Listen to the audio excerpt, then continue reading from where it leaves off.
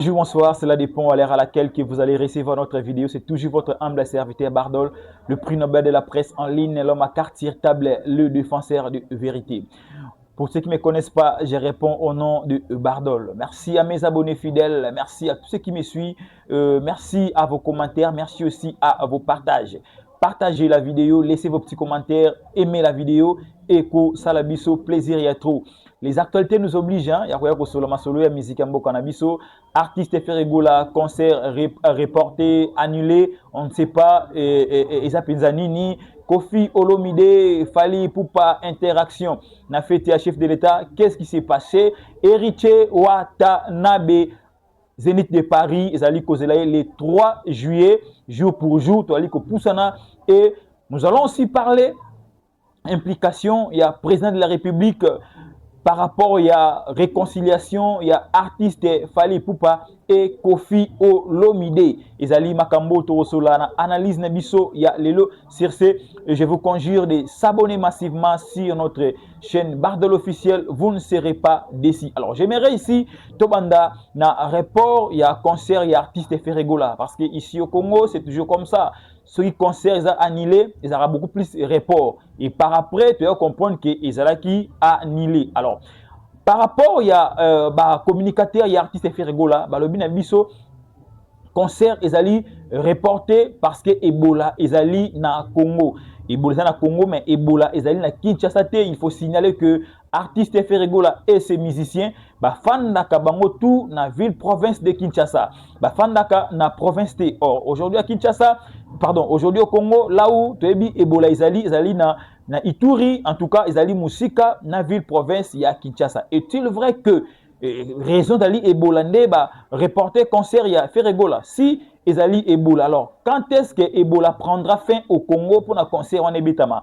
Nous devons dire la vérité dans les fanatiques Nabiso, parce que les fanatiques on a Ferregola bete la bango tolo, ba fanatique on a, ba sali le Ferregola azala. Alors, ceux qui viennent ba communicateur, vous en avez respect. Il y a ba fanatique il y aura un bonjour, ba fanatique ba ko silika, ba tourner artiste na bango do parce que bino ba vous allez ko accompagner artiste.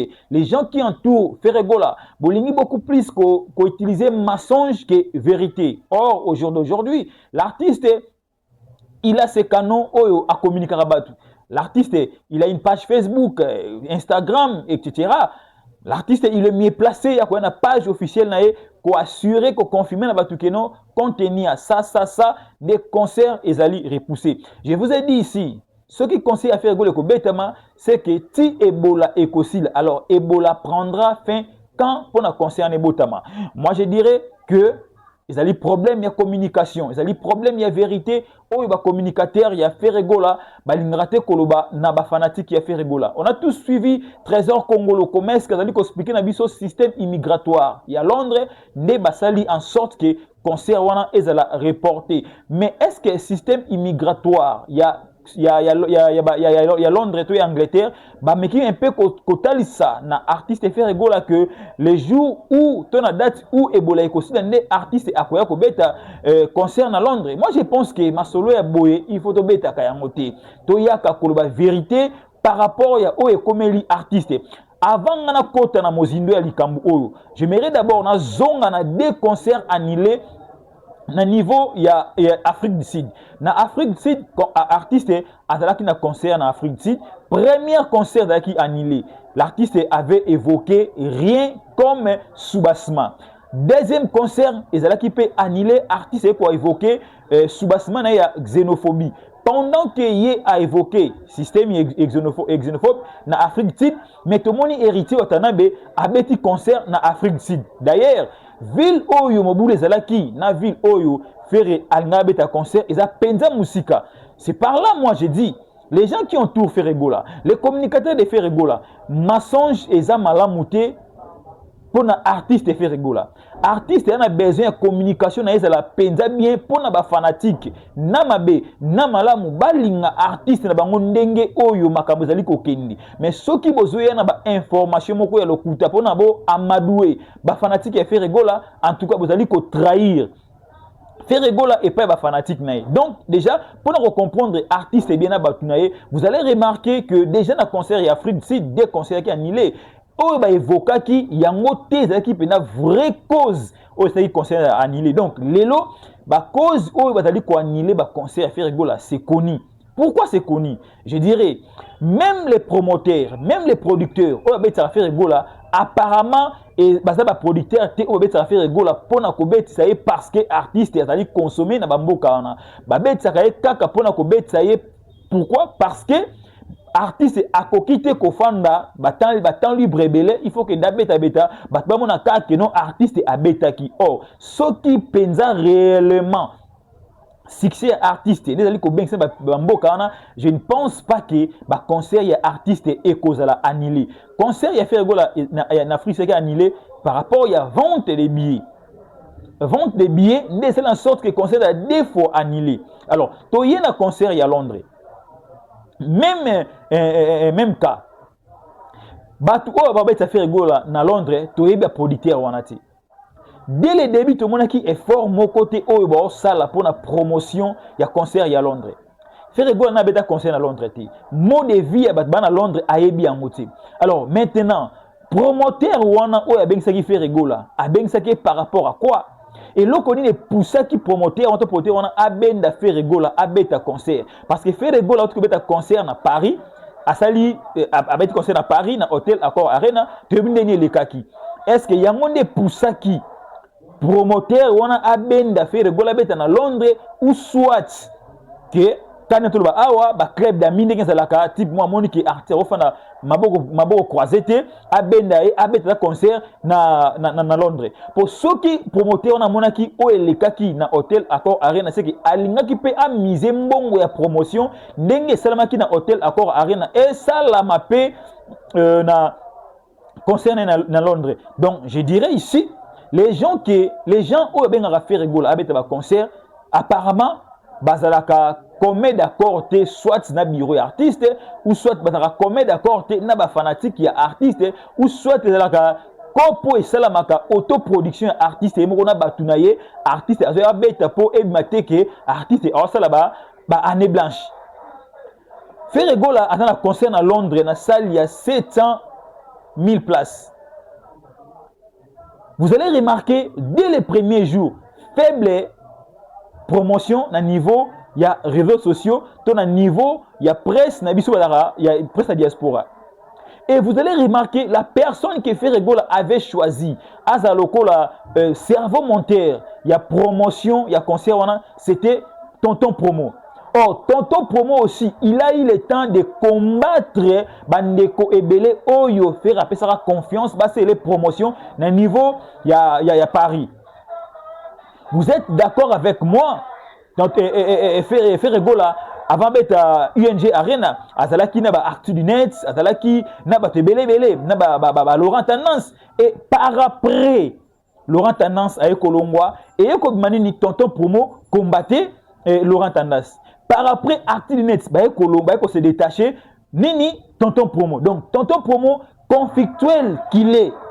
Mais faire aozwa muto ali conflictuel a associé na makambo etali promotion. En retour, Tonton Promo peut apesi artiste ba stratégie à makasiti.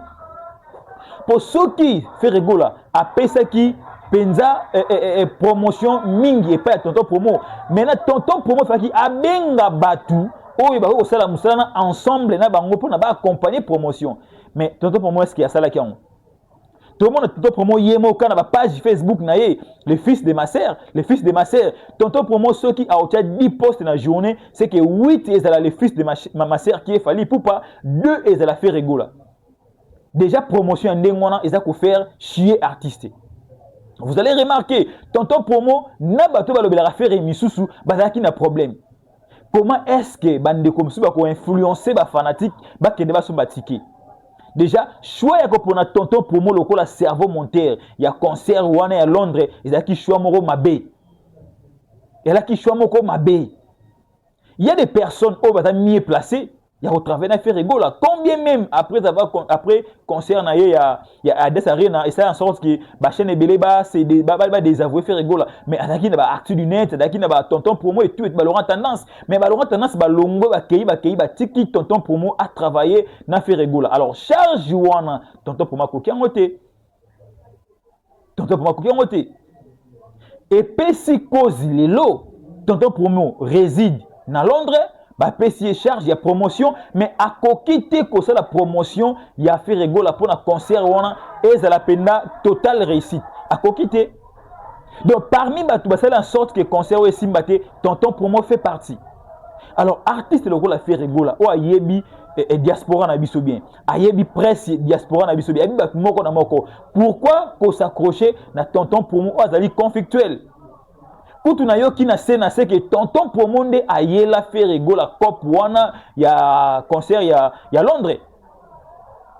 Bref, en étant assis concert na ye ya Hôtel Accor Arena mbalamoko à Londres, la personne qui avait interviewé fait rigola c'était tonton promo. Faut que ba question tonton promo. Net ka que non fait rigola, il faut mettre un mot des jours, fait rigola. Vous voyez comment l'artiste fait rigola n'arrive pas yako faire avancer carrière na ye ou soit yako faire avancer vision na ye par rapport à batali ko karambana bango. Tonton promo ici alongisa artiste nini na promotion na ye.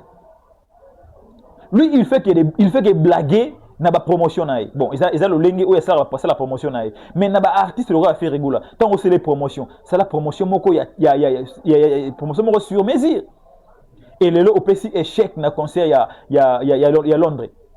Il faut dire la vérité na ba fanatique qui a fait rigola.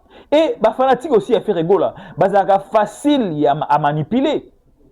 Bazaka facile à accepter makambu ya malonga te mabe o ba yela a fait rigola.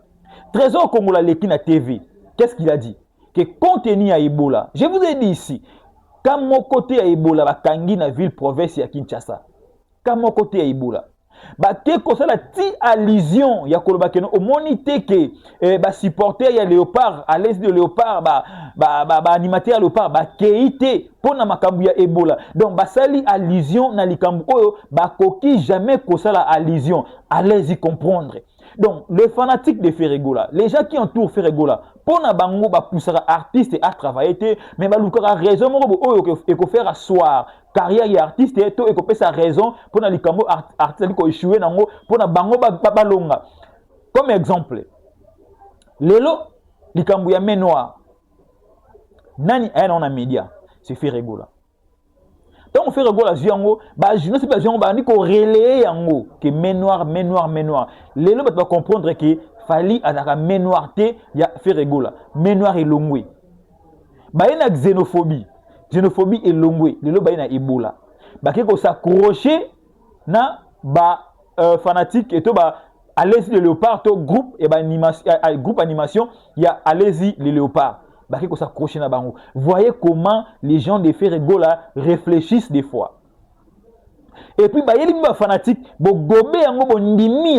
est-ce qu'un fanatique, a mis à Kambongo na ye, au koki ko croire et l'eau kwa ndengona, muto soma ki tike na ye, fanatique soma ki tike na ye, tant ba lebele kwa ndengona, est-ce que au koki ko croire nango facilement? N'est-ce pas, ils étaient pour na raison moko songolo, ou ils allaient corroborer te na histoire à musique. Ferregola, il est temps maintenant, il y a quoi avouer que tu es pour beaucoup, il y a des chèques, il y a comme la rayon dans mouvement na. Parce que yomoko lingara yango, yomoko tambola na yango. Quand Trésor Congolo aba tukeno, ezali kambu ya Ebola. Maintenant ça lié wana ayeko bimisela biso que par rapport il y a faible demande ya ticket des salles et ko résilier contrat.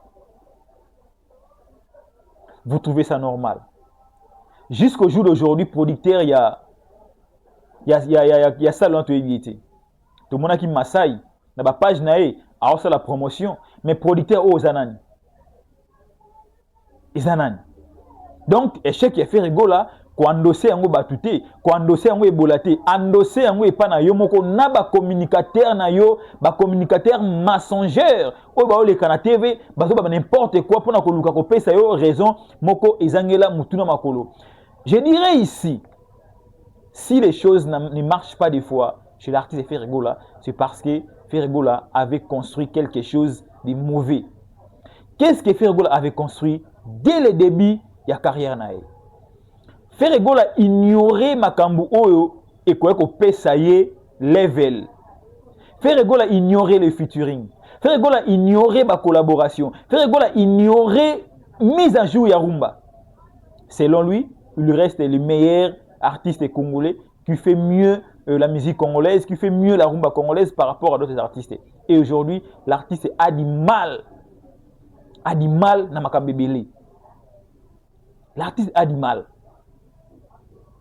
Donc, quand on fait Ferrego là aujourd'hui, l'artiste, il est en train de subir Oyo à Lonaki. Maintenant, il est temps à récolter fruit nae Oyo ye à Lonaki tout au début, il y a carrière nae. Parlons de Koffi Olomide, l'homme de Papa Mobimba ye tout. Papa Mobimba ye tout. On nous a appris que Koffi Olomide avait joué Papa Mobimba ye pendant que il y a un gâteau na anniversaire, il y a chef de l'État. Mais je ne suis pas là. Où est-ce que moi je suis? On m'a appris que Koffi Olomide yende azaki na parole ya kobenga fali a rejoindre ye na podium pour na ba yemba et pucha njembo oyo chef d'État a sepela nango. Chose que to sepeli nango mingi. Mais qu'est-ce qui s'est passé? Koffi Olomide, il a appelé Fally Ipupa et à la fin a tché kombo ya papa na Keina. Oui. Et ça m'a bêté parce que Keina azali mwana ya Fally Ipupa.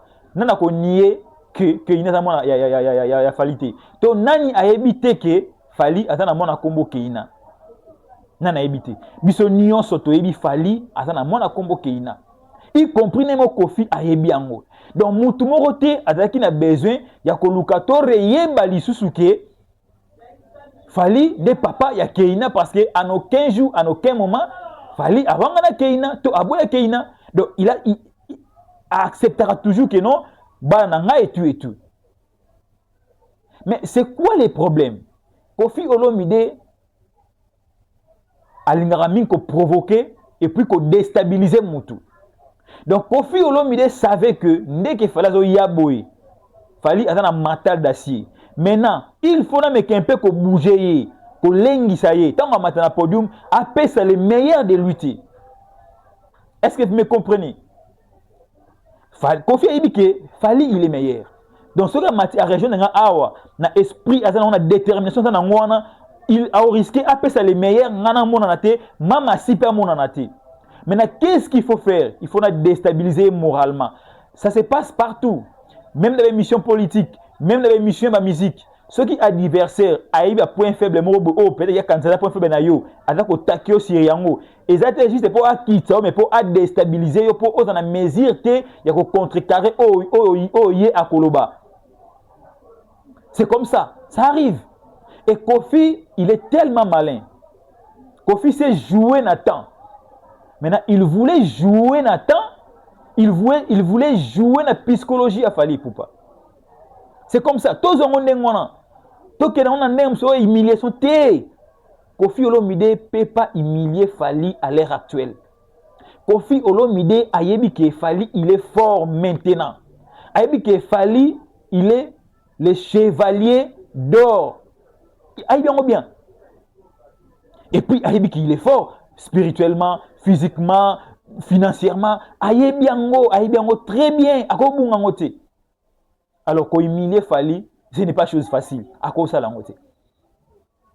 À cause ça lango jamais. Mais son problème était le collègue accompagné Cindy. Koffi a habitué de comparer Cindy avec les anciens du groupe Quartier Latin. Alors bango que Cindy fait un travail énorme par rapport à les Kango. On a interview à Sala Boyoka.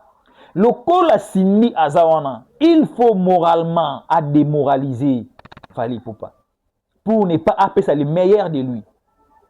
C'était ça l'objectif. C'était ça l'objectif. Mais quand Koffi n'a maillé naï, n'a intelligence naï, n'a sagesse naï, chers frères, ça fait mal quand un géant sort dans une petite porte. Un géant sort dans la porte de Moukié et Zahassouni. Un géant, il faut toujours être dans la grande porte Parce que la grande porte, oh, géant Kobimanango, n'est que confirmer parcours na sala. Mais ça fait mal aujourd'hui, je vois carrière Koffi Olomide par la petite porte. Pourquoi? Parce que les vieux aiment trop se comparer. Alingo challenger toujours. Challenger, n'est pas, ils ont ma bêtise, mais aller challenger n'a pas marché. Aller challenger n'a pas concert. Youssou à quel âge? Mais Youssou attend la date na hôtel Accor Arena. Attends la date kuna. Parce que je ne vois pas un Koffi Olomide intelligence qu'il est pour ça les locaux morobo oyo et ko sepelisa mutute pour nani a gagné n'intérêt à nani. Qui a dit à Koffi Olomide comme misé galerie devant toi fanda qui on a besoin na yango? Non, les problèmes de Koffi c'était pas humilier Fally. Les problèmes de Koffi qui de déstabiliser Fally à mata a ba bien té parce que ba image est obima ba que non tu vois Fally n'a pas réussi à donner le meilleur de lui et Cindy elle est meilleure par rapport à Fally. C'était ça l'objectif de Koffi Olomide. Mais on m'a appris que Koffi pendant qu'il a Fally avait résisté. Pourquoi? Parce que Abengie papa na Keina. La première des choses, Fally ne peut pas s'élever du coup. Abengie ancien chef d'orchestre, il y a groupe Quartier Latin. Premier point. Parce que Fally ne contrôle pas tout bazan na kati wana. Et que pour un ancien moko ya groupe Quartier Latin qui wana sur invitation de Koffi Olomide, yé à côté les mains, Fally pas côté les mains et sopa. Il a Fally a fanana a lukatala si seulement si azobenga ancien ya groupe Quartier Latin ya ngai. Parce que ce qui est arrivé qui Koffi a bengaki moko parce que a comme misé galerie, je veux dire ici Koffi azana pona ko perturber moral ya mutu. A comme misé galerie wana. Par exemple akobenga pe binda base qui non azonga na Quartier Latin étant donné ancien toké na bisokara. Par exemple akobenga binda base. Lui aussi il fit un ancien chef du groupe il y a Quartier Latin. Chef d'orchestre. Akobenda pe mutumo wana pe ancien il y a groupe Quartier Latin. Donc du coup l'artiste Fally azalaki na plaisir te à côté les mandeng wana. Il a fallu nanu ayo kamila a contrôler ayeba si réellement Koffi Olomide azobenga ngande ancien. Quant à moi, en la place, il y a ancien chef d'orchestre et groupe Quartier Latin. Il a fallu Albata, notre chevalier. Et moi, ça différence parce qu'il est le seul chevalier qui vit dans l'artiste émission congolais. C'est Fally. Si Koffi avait utilisé les mots de chevalier, il a pu arranger Bisso, il a pu arranger Fally aussi. C'est une sorte aussi, à cause de ça, sincère, au chef de l'État, à Salaki. Mais pendant que Koffi a osala yango bongo, ils oublient azali ko manquer le président de la République oyo asengaki na bango ba manzembo epucha et puis na meni na bango que Koffi Olomide akobenga Fally Ipupa. C'est Koffi qui va faire l'appel à Fally Ipupa de monter sur scène. C'était ça. Ndenge ko maki na meni. Mais pendant que Koffi a résisté de le faire, c'est manquer de respect. La première institution en Mboka qui est Félix Tshisekedi, Antoine Chilombo. Mais quand un artiste a manqué de respect pour plaire peut-être Mama Cindy, reste au bureau Bazala qui wana. Mais tu risques d'avoir des problèmes. Parce que Mamoutou est qui chronométré. Au mata, au Mbinzembo, après Mbinzembo anniversaire, na Fally Ipupa, après Boyembe Pucha. C'était chronométré. Mais tu as chanté à jeu d'anniversaire, le président, il a monté et tout. Du coup, Papa Mobimbaye, donc tu as créé des zizanies juste pour déstabiliser la personne qui est en face de toi. Mais tu oublies, ce n'est pas facile de déstabiliser Fally. Je vous ai dit ici Koffi n'a pas le temps d'humilier Fally. Non. Mais c'était juste de déstabiliser Fally. En cherchant à lui déstabiliser, et ça a donné ce qu'il a donné. Et comme tu auras là, sur une garde à vie et tout et tout. Appeler quelqu'un par son nom que tu maîtrises. On n'a pas dit que d'ajouter un pseudo, Nicolo et Kombonaye. Qui a dit ça? Donc, quant à moi, si Kofi Olomide avec Iba Fimbu, moi je dirais, c'est bien fait. Tu manques le respect d'un chef de l'État. Oh, il y a qui ici. Il y a coupé sur invitation. Oh, il y a un anniversaire. Alors, après avoir que Benga Papa Nakeina, l'ancien chef d'orchestre, il y a un groupe quartier latin, on m'a appris que Fali avait monté sur scène. C'est comme ça qu'on m'a appris. Fali avait monté sur scène. Vous allez remarquer que tous les isani que Kofi avait fait, c'était juste manquer du respect à chef de l'État et manquer aussi du respect à chevalier qui est Fali et puis chercher à déstabiliser moral aux artistes et Azala Kinango. Je me pose des questions. Est-ce que quand Fali avait chanté et poussé avec Kofi Olomide, c'est qu'il est meilleur na bango? C'est qu'il est meilleur na bango. Ce qui va penser qu'il est meilleur na bango, je dirais bravo à l'artiste Fali parce qu'il a un matin audacieux. Mais ce qui va penser qui le meilleur na bango, je dirais à Kofi Olomide, c'est lui qui a causé du tort. Il a causé du tort pourquoi? Pour faire glorifier Cindy Leker. Parce que Cindy Leker, elle était là. Pourquoi chercher à rabaisser un artiste comme Fali au égard ou aux yeux de Cindy Leker? Jusqu'ici, Cindy n'a rien apporté dans le groupe Quartier Latin. Cindy n'a rien apporté. Vous, quand la macasse est et Kangana Kini et tout. Non, elle n'a pas encore frappé. Débat Fali ne frappe pas. Donc, moi, je dirais, cette histoire-là, explication de PCO, et ça par rapport à Nenga réfléchi. Réflexion Nenga et Kumbinga na Kolobaki, non, Kofi, il voulait juste déstabiliser moral ya Fali, à la tête au point, ya Koyemba Nzemboana. Donc, tout ce que Kofi a fait, c'était juste, ya Koluka Kotel, ça n'a battu que, c'est Cindy Leker qui est le meilleur, et tout. C'était ça. Et Ayobo Sanakeno, il y a deux personnes à quatre, qui Motuya pour Nambo Kanabiso. La première des choses, le chef de l'État qui était là avec sa femme. La deuxième des choses, le chevalier d'or aussi, il était là. Le chevalier d'or, il était là pour honorer tous les artistes congolais. Le chevalier d'or, il était là juste pour faire voir Nabatukeno, à l'heure actuelle, humainement parlant, je ne peux pas rester dans la polémique parce que je suis aujourd'hui votre chevalier. Donc là où je suis, il faut réunification et salimaka. C'était ça l'objectif.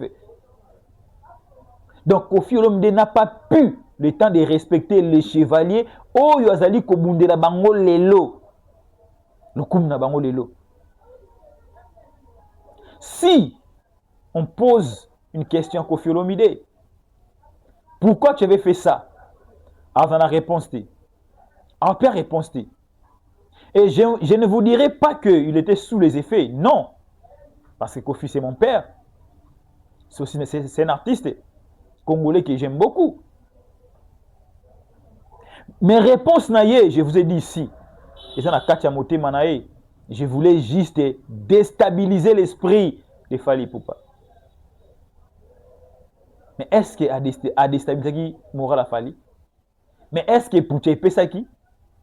Mais est-ce que donc question marque Nabato Balanda Kiango. Alors pour terminer cette histoire, la personne qui a voulu que Kofi Olomide et Fali dans la scène Moko, c'est le chef de l'État, le président de la République qui est Félix Antoine Tshisekedi Tshilombo, le garant de la nation.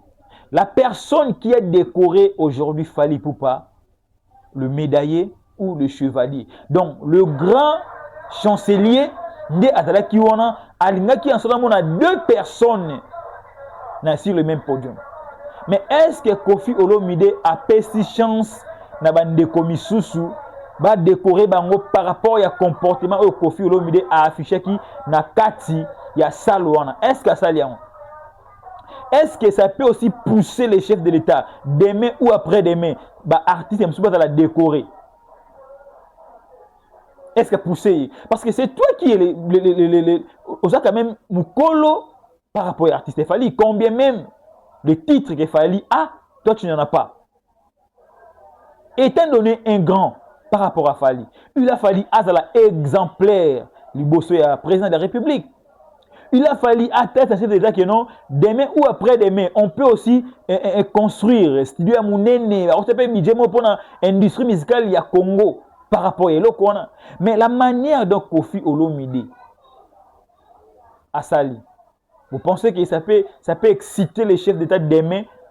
Asale loko moya malonga na mboka na sopo na musique yango bomona ba artiste et musicien congolais belé ba bandaka kolela ko kemande parce que ba occasion tout en nord ba kutana na yango ba gachaka yango sans le savoir. Je vous dis ce que Koffi a fait, c'est du gâchis na monsieur chef de l'État, c'est du gâchis. Donc si demain artiste mon côté congolais ba décorer et le chef de l'État a son pouvoir te bo se souvenir na eloko yo Koffi Olomide asalaki ya ko boya nanu ko respecter air na ye ya ko ya na kati ya manifestation aina na retard et puis a créé biloko créé. C'était quoi? C'était quoi l'objectif Koffi Olomide? C'était quoi? Donc les facilitateurs qui est le président de la République ayoki na nous soni et puis démarche na et marchete ndenge alinga ki ezala. Je dirais à tout le monde bandeko surtout oyo on a besoin Koffi Olomide et Fally pour se réconcilier et ko simbate. Ce qui est simbate, ils ont une simple raison. Fally a brûlé ba étape. Oyo Koffi alinga kite ko mona Fally a brûlé. A brûlé. Donc ba étage yo Fally a mati et père Koffi Olomide ali surprise. Donc talent ya Fally oyo abimisi lelo na carrière solo na ye eza eloko Koffi alingaki ebima na groupe Quartier Latin. Donc talent wana il fallait ki biloko tout salami na 20 ans oyo carrière ya Fally faki ebima na groupe Quartier Latin pour na Koffi a continuer ko bénéficier. Nani olinga ondima mona mwana mo abimeki pa na ye asala eloko moko oyo te groupe wana utaki et bénéficier na yango.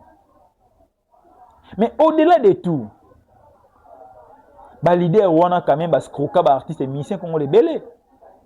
Oyo ba sali na ba groupe na bango wana tout. Ba bénéficier nini. Vous allez remarquer Fally soki de lo azana affilié na ba société ba droit d'auteur après carrière solo na e. Fally en 2005 ou 2004 boketa na SACEM na Spedidam na nini. Est-ce que ba kombo na bango ezali lokola ba kolo œuvre oyo basala na ba groupe o bauta? Non. C'est que ba bénéficier rien. Maintenant un Fally qui est aujourd'hui chef à sali ba beti ba Stade de France azuma mebele belé o ko felinga ki esala manaka da groupe Quartier Latin. Vous pensez que les messieurs ont un sentiment au monde il y a aussi réconcilier na Fally? Non. Non. Boluka na binote Koffi Olomide ba se réconcilier na Fally pour aussi mbaté et ko simbaraté et ko sama pe kitoko te. Combien de fois oyo Koffi atindi batu Pati Ambroise aya pour na ko réconcilier Koffi na Fally et tenate. Tant ba benga multi-récidiviste, c'était en guise de cause. Parce que ba yebiki ba ko bongsa lelo mais lobby ba ko car lobby yenda ko banda makambu que non to asuma longati. C'est lui-même Koffi. Donc aujourd'hui chef de l'État azana soni ya komona ke mutonga na tosolaki na ye boye makabesala maboye mais tala ndenge ya memi yango.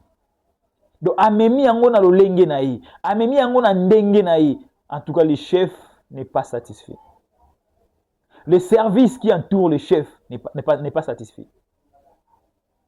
Voilà un peu apport nanga par rapport ya raisonnement nanga par rapport ya intercation na au islam qui entre Koffi Olomide na Fally. Alors parlons de Fally lui-même. Au de Utu Arena na Londres, je vous dis deuxième date, ils ont arrivé, ils ont s'annoncer. Pourquoi deuxième date, ils ont arrivé, ils ont s'annoncer? Tout le monde qui a bino, l'artiste avait annoncé Outu Arena na Stade de France. Tant qu'on a annoncé en haut, n'a pas de billetterie et c'est qui ouverte. Mais tant qu'on a la billetterie, tout le monde nombre de personnes en attente et c'est qui au-delà. Et tant billetterie et faut moi tout le monde que l'artiste a été 95% il y a ticket. Déjà un artiste oyo a été 95% un ticket d'office a déjà éligible pour un concert. Donc, ce qui date supplémentaire et par rapport à la demande à ticket au Salamaki, la première date. Et je vous dis aujourd'hui, l'artiste Fally demande, il y a date, il y a deuxième date, ils allaient. Ce qui artiste n'a pas annoncé en côté, c'est parce qu'il y a un qu'on a ligne. Mais avec déjà Oyo Ateki 95%, déjà on peut être artiste éligible, il y a deuxième date dans Outu Arena. Outu Arena est 20 000 places assises par rapport à un peu dans Hôtel Accor Arena. Quand bien même Hôtel Accor Arena est dans moins 230 mots d'icolo. Mais Azali 20 000 places. Déjà des dates na Katia Outu Arena, il faut dire bravo à l'artiste Fally. Attendons ne yete mais n'est-ce nous qui non ekoya. Mais pourquoi Fally azali ko réussir ko sala makambu o na Europe, ba artiste congolais be ba ko réussir yangote. Pourquoi ko réussir? Je dirais aujourd'hui l'artiste Fally, c'est un artiste organisé que le Congo manquait de 1960 jusqu'au jour d'aujourd'hui. Donc, Fally, professionnellement parlant, il est différent d'un artiste congolais ou bimi na Congo. Humainement parlant, l'artiste Fally, il est différent d'un artiste congolais tout. Différence, il y a Fally et Zouta Wapi. Pour basali musique à moko. Différence, Zouta Wapi. Différence, c'est que na vision où artiste a metaki en place par rapport à la musique qui a ça. Parce qu'au Congo, nous avons connu pas mal des artistes, des talents. Mais sur le plan organisationnel, nantozu artiste tilo la Fally. Tokei malembe. Tozu concert ya munene Fally abeti na Hôtel Accor Arena. To banana mukaka na yango nanu. Un artiste a organisé un concert. Sur le plan communicationnel, sur le plan donc aussi sur le plan nuanceau, préparation il y a concert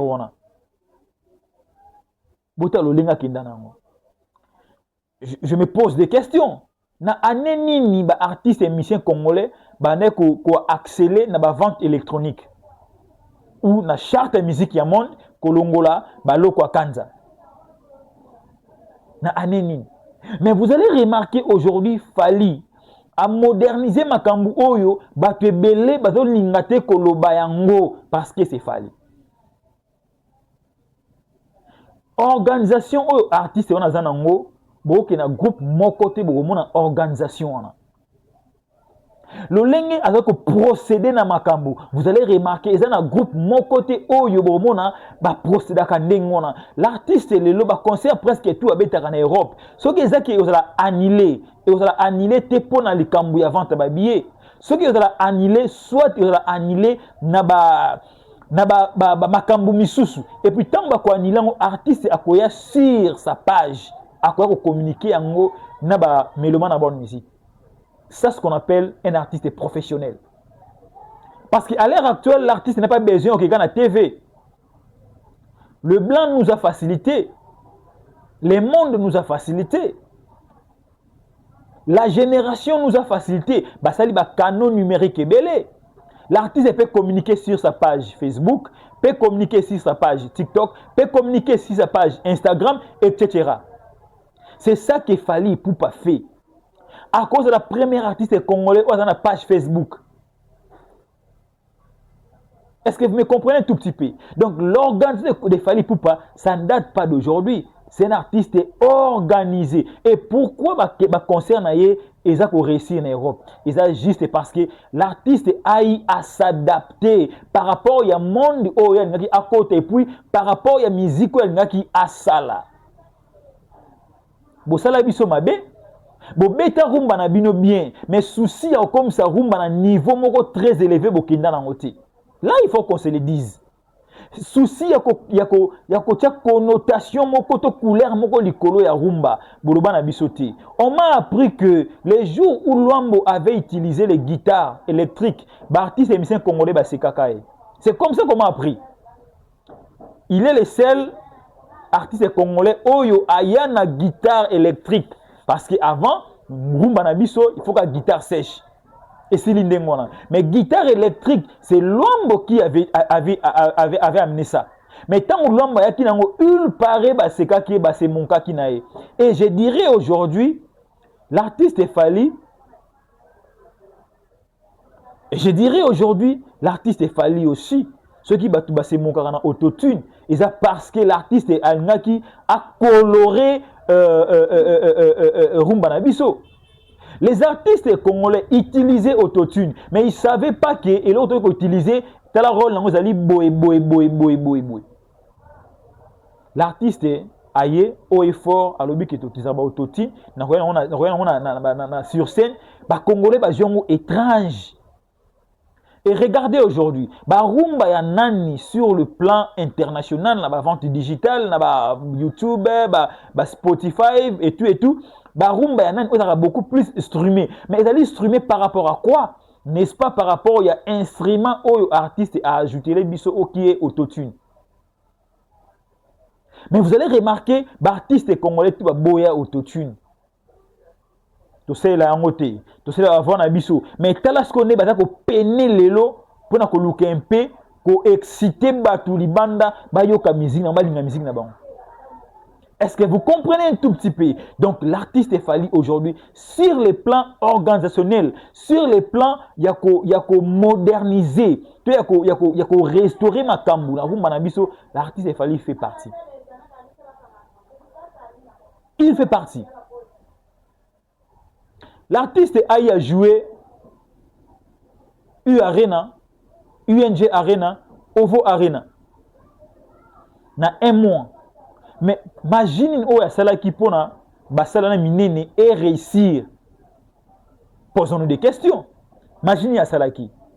La première des choses, l'artiste a eu il y a aussi là album ouvert. Juste pour la politique à la carte dans la communauté. Il a réussi. Tokos 1, carton.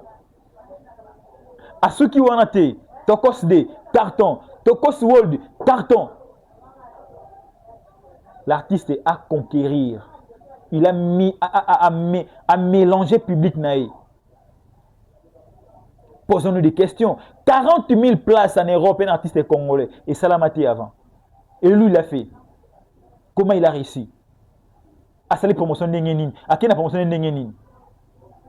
Nakati il y a Paris la défense et puis c'est biso UNG Arena. Qui s'attendait qu'il fallait après U Arena avec UNG Arena. C'était à la veille, il y a concert, il y a U Arena. Donc UNG Arena. Après UNG Arena, donc OVO Arena. Ce côté là concert on a tout le monde artiste à réussir que ça là plein carton plein. À aucun moment boycott est là qui, à aucun moment annulation de là qui.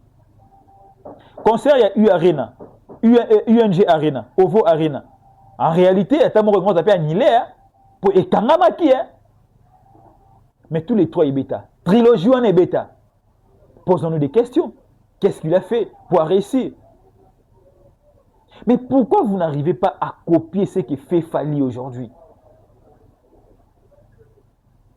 Pourquoi vous n'arrivez pas à faire ce que Fally fait? Parce que c'est à sa prof pour Nabino, il a amené quelque chose. Il suffit de copier. Il suffit de regarder côté ça les blondes malam, copier et pour ça les mots. Vous allez remarquer tout ça Fally est belé na Congo.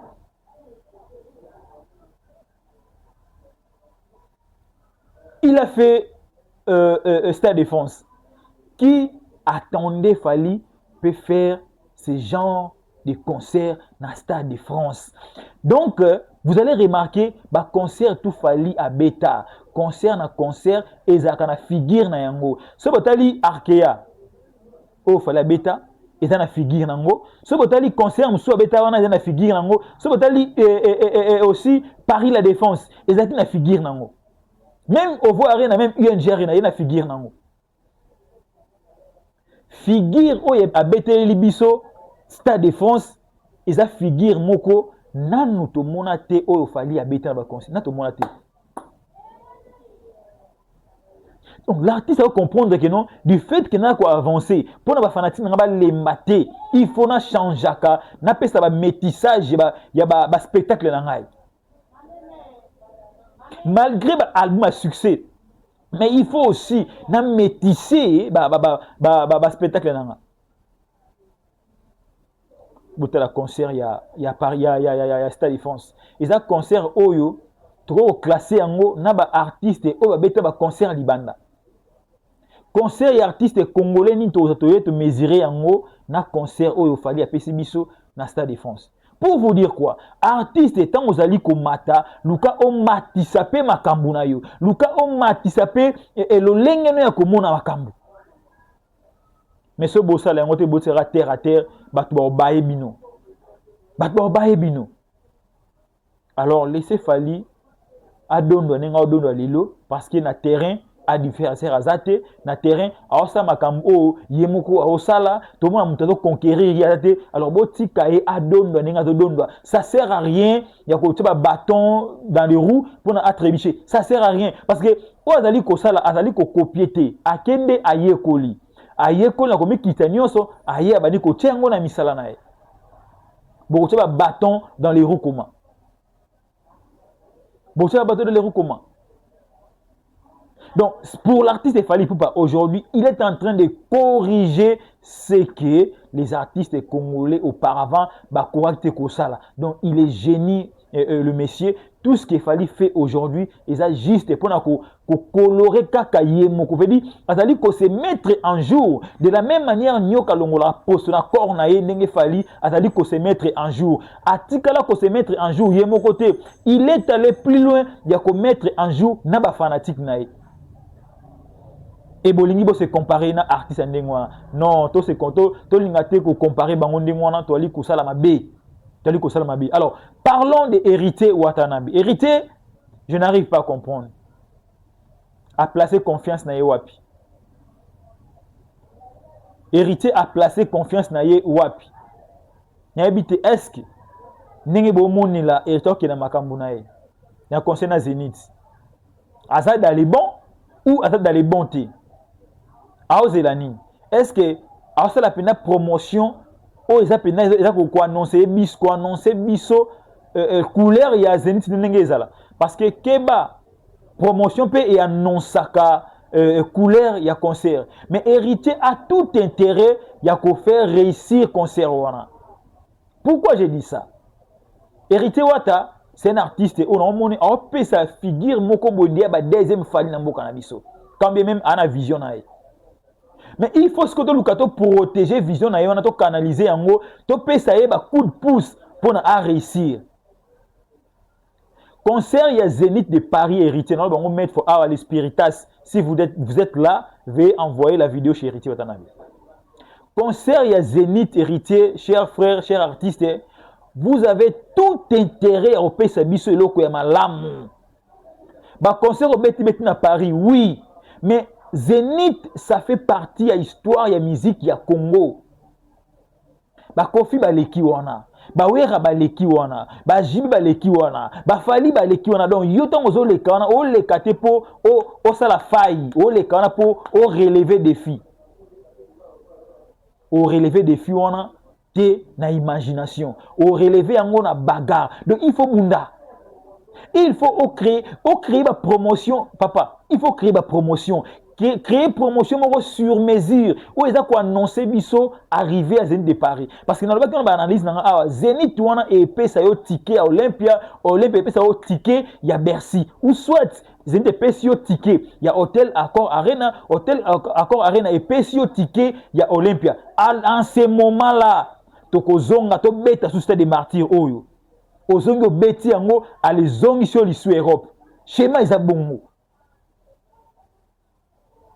bandeko balinga musique ya Congo bato balinga musique ya Congo ça toujours un jour faut ko soutenir héritier ata artiste à soutenir ba spiritas il faut se croître il faut se créer il faut que na ba promotion moko penda show entre bino parce que ce qui concerne on est réussir je vous dis et fingisa na ba fali o ba pesi coup de pouce na concert wana et ko fingisa na ba wera o balinga héritier et ko fingisa ba artiste belé alors et au laver sikoyo papa Hervé pendant que papa Hervé a sala makambu mo ya malamu te mais échec héritier ko ke laver mais na pona yemoko comme alingi ko za laver te ba spiritas botel ma pona concert botel ma pona yango le warrior mot d'ordre ya artiste il fallait pesa maki bo sala en sorte que concert oyo et pesa eloko mo ya malamu héritier tu es mieux placé. Il y a se retrouver l'élo en Europe parce que nous sommes les 17, je crois. Nous sommes les 17 juin 2026, dans les 3 aux ans à concert. Mikolo Mingité. Mais pourquoi vous qui ma chaîne le Skyrock wana? Pourquoi vous l'ingate pour affronter la bisika oyo et vous en sorte que mutumo na Canada yebio, mutumo veut dire mais Zénith pour reposer dans votre soft power. Par rapport à la promotion. Donc, promotion que vous pouvez savoir couleur, il y a Zénith. Wata Lamuka. Wata Téléma. Wata Tchama moyen en G, tout ça. Tout le concert, il faut les cap. Parce que aux alliés artistes, ils vont la moutema. La moutema. Promotion et musique na poto échangea bande konabino batali ko échouer na Europe na ba concert juste parce que le lenge na bango ya ko travailler ça tellement archaïque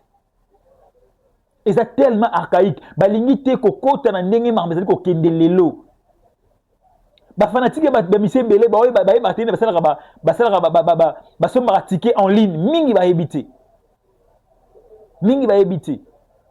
maintenant c'est le temps il y a contacter bandeko ba yebi comment est-ce que batinda ba fanatique ba somba ticket en ligne physiquement ba oteka mais en ligne ça peut aussi que muto dans au Canada dans na Londres a somba ticket en ligne pour bi que non jour au OK concert mais retient na kini bras croisés je sais pas alors ça la nini. Et puis équipe était na poto na habité ba travailler comment ba stratégie ndenge nini ba caler ndenge nini on ne sait pas mais souhait na biso yali concert wana et réussir à 100% pour ce qui est réussi et ça la biso vraiment bien macasse parce que c'est la musique congolaise qui gagne parce que tant ba otala Stade de France batali Zénith batali Angouema wana batali Suzu O2 Arena batali Angouema wana ba Nigérien wana ba ocha poa ba ya souhaiter c'est que Europe ils ont beaucoup d'artistes et musiciens congolais. C'était ça ma contribution par rapport à l'analyse à l'élo. Je vous laisse ici.